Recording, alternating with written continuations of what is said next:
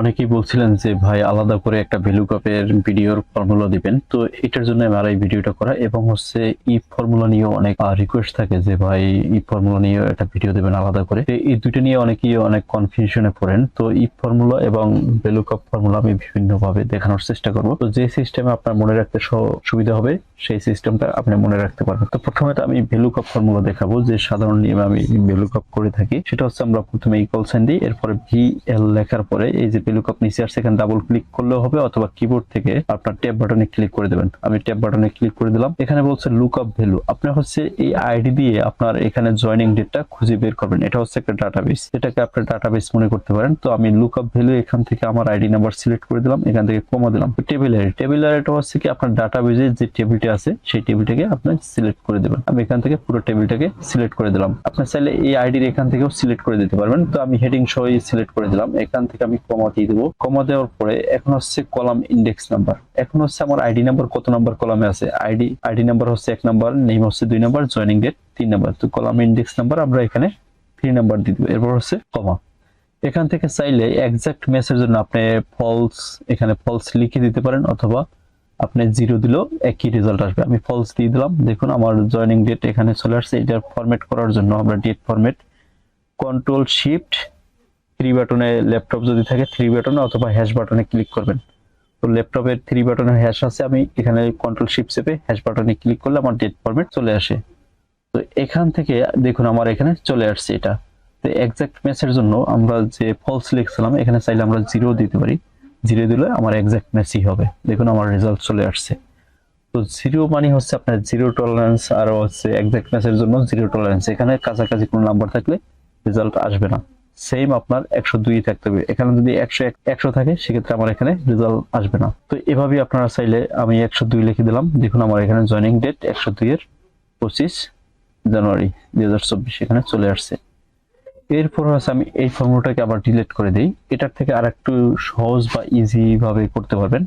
সেটা হচ্ছে আপনার এখান থেকে এই এপেক্স আছে, এপেক্সে ক্লিক করবেন, অথবা এখানে আমরা ইকুয়াল সাইন দিয়ে ভিএল লেখার পরে ট্যাব বাটনে ক্লিক করব। এখান থেকে এপেক্সে ক্লিক করে দেবো। ডাইরেক্ট আমার ভ্লুকআপ ফর্মুলায় চলে আসছে। আমি যদি সরাসরি এপেক্সে লিখতাম, এখান থেকে আমার ভ্লুকআপ ফর্মুলা সার্চ করে খুঁজে বের করে তারপরে এই অপশনটা নিয়ে আসতে হতো। তো আমি একটু ইজি করে দিলাম। এখান থেকে বলছে লুকআপ ভ্যালু, কোনটা দিয়ে আপনি ডাটা সার্চ করবেন। এই ডাটা সার্চ করার জন্য লুকআপ ভ্যালু হচ্ছে আমার এই আইডিটা। এখন হচ্ছে আমি এই যে টেবিল অ্যারে, টেবিল অ্যারেটা আপনি এখান থেকে দেখে দেখে সিলেক্ট করতে পারবেন। টেবিল অ্যারে, অ্যারেটা হচ্ছে কি আমার এই ডাটাবেজের ফুল অ্যারেটাকে আমি মাউস চেপে ধরে ড্র্যাগ করে দিলাম। এখান থেকে বলছে কলাম ইন্ডেক্স নাম্বার, ঠিক সেম ভাবে আমার আইডি 1, নেম হচ্ছে 2 নাম্বার, জয়েনিং ডেট 3 নাম্বার, আমি এখানে 3 লিখে দিলাম। এখানে বলছে হচ্ছে আপনার লুকআপ রেঞ্জ, এখানে আপনার ফলস লিখে দিতে পারবেন, অথবা রেঞ্জ লুকআপ এখানে আপনার 0 লিখে দিতে পারবেন এক্সাক্ট ম্যাচের জন্য। জাস্ট এই যে 0 লিখলে আমার ফলস লেখাটা কিন্তু অটোমেটিক আসে। তো এক্সাক্ট ম্যাচের জন্য এই যে ফলস, দেখুন ফাইন্ড এক্সাক্ট ম্যাচ ফলস। আর ট্রু লিখলে এটা হচ্ছে অ্যাপ্রক্সিমেট। তো আমরা এখান থেকে জাস্ট ওকে বাটনে ক্লিক করে দেব। দেখুন আমার রেজাল্ট চলে আসছে। আমি যদি এখানে 103 লিখি সেক্ষেত্রে আমার দেখুন আমার এখানে 103 আইডি, এর জয়েনিং ডেট হচ্ছে 26 জানুয়ারি। তো দেখুন আমার এখানে চলে আসছে। তো খুব সহজেই আমরা দেখুন দুইটা সিস্টেমে আমরা ভ্লুকআপ দেখলাম। আশা করি এই দুইটা সিস্টেমের যে সিস্টেমটা আপনার ভালো লাগবে সেই সিস্টেমে আপনি করতে পারবেন। এখান থেকে হচ্ছে নেক্সট আমরা শিখবো হচ্ছে ইফ ফর্মুলা। ইফ ফর্মুলা আমি এখানে দুইটা সিস্টেম লিখে রেখেছি, দুইটা সিস্টেমে আমি আপনাদের দেখাবো। এক ভাই কোশ্চেন করেছিল যে আমার এক কলামে থাকবে এ লেখা, বি কলামে হচ্ছে বি লেখা, আমার রেজাল্ট এখানে সি আনতে চাই, সেক্ষেত্রে আমি কিভাবে করব। তো এই ফর্মুলাটা নিয়ে আমাকে 2 দিন ধরে নক করছিল। তো নক করার পরেও আমি তাকে কোনো অ্যান্সার দিতে পারিনি, কারণ হচ্ছে আমি ব্যস্ততার কারণে অ্যান্সার দিতে পারিনি। তো আমি তার এই সিস্টেম অনুযায়ী আমি এখানে দেখাবো। এখানে হচ্ছে আমি লিখবো হচ্ছে ইকুয়াল সাইন IF, ইফ লেখার পর কিবোর্ড থেকে ট্যাব বাটনে ক্লিক করে দিলাম। লজিক্যাল টেস্ট, এখন হচ্ছে আমার লজিক্যাল টেস্ট, এই দুইটা যদি এ এবং বি থাকে সেক্ষেত্রে আমি কিভাবে এখানে সি শো করাবো। এখান থেকে আমার যেহেতু দুইটা কন্ডিশন, এ একটা বি একটা, যদি শুধুমাত্র এ থাকতো তাহলে আমি এ লিখে দিতাম, এখানে এন্ড লিখে দেবো। এন্ড লেখার পরে লজিক্যাল 1, এখানে দুইটা কন্ডিশন, আমি লজিক 2, তো দুইটা কন্ডিশন আমি ফিল আপ করবো। এখানে এটাকে সিলেক্ট করার পরে কলাম, এখান থেকে কলাম আই এর 8 নাম্বার সেল নাম্বার, এটা যদি সিলেক্ট করার পরে আমরা এখানে দেবো ইকুয়াল সাইন দেওয়ার পরে ডাবল কোট, এরপর হচ্ছে এ, এরপর হচ্ছে ডাবল কোট। যে কোনো টেক্সট লেখার পূর্বে আমার এই সেলে যেটা আছে আমার এটা লিখতে হবে, টেক্সট লেখার পূর্বে আগে পরে দুইটা ডাবল কোট দিতে হবে, এরপরে কমা দিব। লজিক 1 গেল, এখন হচ্ছে লজিক 2। এখান থেকে আমি এটাকে আবার এই সেলটাকে সিলেক্ট করে দেব, এটাকে equal sign double quote, equal সাইনের পর ডাবল কোট, এরপরে বি লিখবো, বি লেখার পর ডাবল কোট, এরপর হচ্ছে আমরা ফার্স্ট ব্র্যাকেট দিয়ে দেবো।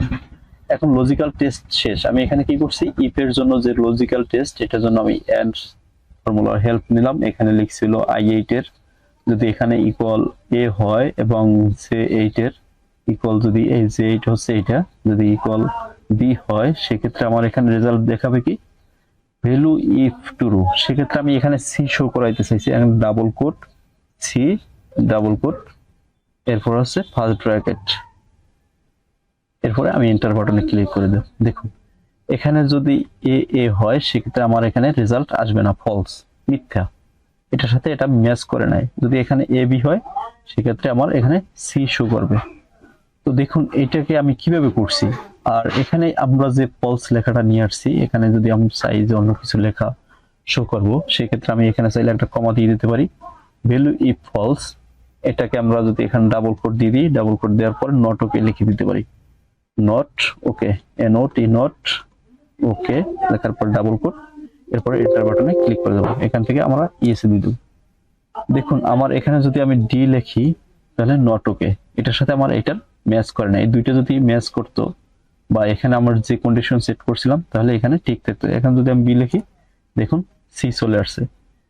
এখানে যদি এ এবং এখানে বি থাকে সেক্ষেত্রে আমার সি থাকবে, আর যদি না থাকে সেক্ষেত্রে আমার নট ওকে। এই দেখুন, আশা করি এটা বুঝতে পারছেন। এখন হচ্ছে আরেকটা কন্ডিশন, এটা নিয়ে অনেকবারই আপনাকে নক করছেন মেসেঞ্জারে, তো আশা করি তার জন্য এটা খুবই হেল্পফুল হবে। এখন হচ্ছে আমি এখানে আরেকটা মাধ্যম দিয়ে আমি দেখাবো। এখানে হলো ডাটাবেজ পাসওয়ার্ড, আমার ডাটাবেজে পাসওয়ার্ড, ঠিক আছে, ডাটাবেজে আমার পাসওয়ার্ড একটা সেট করা আছে। এখানে এই পাসওয়ার্ডের সাথে এই পাসওয়ার্ড যদি আমার ম্যাচ করে সেক্ষেত্রে আমার এখানে কি হবে ওকে, আর যদি ম্যাচ না করে তাহলে নট ওকে। এখন ডাটাবেজে আমি পাসওয়ার্ড দিয়েছি 1 2 3 4। এখন হচ্ছে আমি এখানে ভ্যালু বসাবো, এটা হচ্ছে আমার ডাটাবেস পাসওয়ার্ড। এখানে ভ্যালু হচ্ছে কি আমি ইকুয়াল সাইন দেবো, আইএফ ইফ লেখার পর ট্যাব বাটনে ক্লিক করব। এখন হচ্ছে লজিক্যাল টেস্ট, আমরা এখানে সিঙ্গেল লজিক টেস্ট করব একটা সেলের, সেক্ষেত্রে আমি এখানে এটাকে সিলেক্ট করে দিলাম ইকুয়াল, এরপর যদি 1 2 3 4, এইটা যদি ইকুয়াল 1 2 3 4 হয় তাহলে কি হবে ভ্যালু ইফ ট্রু। ওকে, ওকে লেখার জন্য আমরা ডাবল কোট দেব, এরপর ওকে ডাবল কোট, এবার কমা। যদি এটার সাথে 1 2 3 না ম্যাচ করে সেক্ষেত্রে যদি কি হবে আমার এখানে নট ওকে লিখে দেব, নট ওকে, এরপর ডাবল কোট এন্টার দিয়ে দেব। দেখুন 1 2 3 4 আমার এখানে ঠিক আছে, 1 2 3 5 যদি দেই সেক্ষেত্রে নট ওকে। দেখুন লজিকটা কেমন, লজিকটা যদি আপনি একবার বুঝতে পারেন, আপনার মাথায় যদি একবার ঢুকাইতে পারেন তাহলে দেখবেন আপনার এখানে, এখন আমি 1 2 3 4 দিলাম, দেখুন এখানে ওকে চলে আসছে। তো আমি এখানে দুইটা সিস্টেমই দেখালাম যে র্যান্ডম ইফ ফর্মুলা দিয়ে লজিক টেস্ট কিভাবে করবেন এবং সিঙ্গেল লজিক গুলো কিভাবে করবেন। এরপরে যদি মনে না থাকে তাহলে কিচ্ছু করার নেই ভাই। আর এত সহজভাবে আর কেউ বুঝাবে কিনা আমি জানি না, তো এত সহজভাবে যদি বোঝানোর পরে যদি না বোঝেন তাহলে কিচ্ছু করার নেই ভাই। এটা আপনাকে বারবার প্র্যাকটিস করতে হবে, প্র্যাকটিস করলে মনে থাকবে।